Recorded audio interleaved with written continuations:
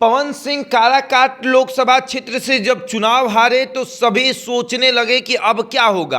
अब तो फिर फिल्मों में चले जाएंगे और राजनीति में फिर वापस लौट के नहीं आएंगे। लेकिन पवन सिंह ने उन तमाम लोगों को एक करारा जवाब दे दिया है। जवाब ये कि पवन सिंह विधानसभा का चुनाव भी लड़ेंगे और विधानसभा के चुनाव से पहले अपनी पार्टी भी बनाएंगे। सूत्रों से मिली जानकारी के अनुसार पवन सिंह अब तैयारी कर रहे हैं अपनी पार्टी बनाने का। इसीलिए तो उनका ना गाना आ रहा है ना कोई फिल्में आ रही है। पवन सिंह अब पूरी तरीके से अपने आप को राजनीति में झोंक देंगे। क्या जेडीयू, क्या भाजपा, क्या राजद, अब किसी पार्टी की नहीं चलेगी। पार्टी पवन सिंह की आने वाली है और ये पार्टी का नाम क्या होगा वो भी समय पर आपको पता चल जाएगा, क्योंकि पवन सिंह अब अपने आप को राजनीतिक रूप से तैयार कर रहे हैं। वो तैयार इसलिए भी कर रहे हैं कि सिर्फ लोकसभा नहीं बल्कि विधानसभा में भी अपना दबदबा होना चाहिए।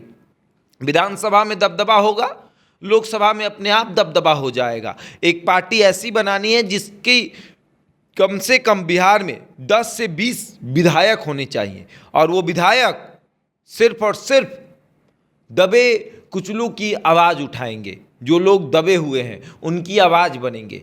पवन सिंह अब मुंबई में बैठकर, एसी कमरे में बैठकर उन तमाम दिनों को याद कर रहे हैं जब 45 डिग्री 40 डिग्री तापमान में वो घुमा करते थे, लोगों से मुलाकात किया करते थे, लोगों के बीच जाया करते थे और लोग उनसे कहते थे कि हमें आपकी ज़रूरत है। और अब पवन सिंह उस विधानसभा को चुन रहे हैं जिस विधानसभा से उन्हें चुनाव लड़ना है, या फिर जिस विधानसभा से उनके पार्टी के सदस्य चुनाव लड़ेंगे।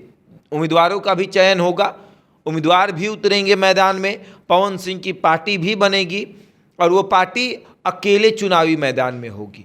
और जब पार्टी अकेले चुनावी मैदान में होगी तो नुकसान किसका होगा ये भी देखने वाली बात होगी। पवन सिंह पूरी तरीके से अपने आप को तैयार कर चुके हैं।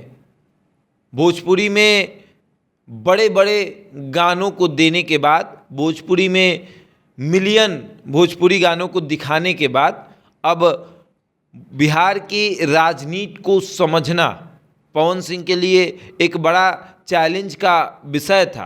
पवन सिंह ने उस राजनीति को समझा, जातीय राजनीति को समझा, क्षेत्रीय राजनीति को समझा और एक बार चुनाव लड़कर, पहली बार चुनाव लड़कर किसी बड़ी पार्टियों के एक गठबंधन के उम्मीदवार को तीसरे नंबर पर भेज देना, ये बहुत बड़ा काम है और पवन सिंह ने वो करके दिखाया है। और अब राजनीति में उनकी एंट्री धमाकेदार तो हो चुकी है, लेकिन उसे और भी धमाकेदार बनाना है 2025 में, और इसके लिए वो पार्टी बनाने जा रहे हैं। और ये पार्टी विधानसभा का चुनाव भी लड़ेगी, पवन सिंह भी विधानसभा का चुनाव लड़ेंगे और वो कौन सा विधानसभा होगा ये अभी तक डिसाइड नहीं हुआ है। वो ढूंढा जा रहा है कि कौन से विधानसभा क्षेत्र में राजपूतों की संख्या सबसे अधिक है, जहां से पवन सिंह अपना ताल ठोकेंगे।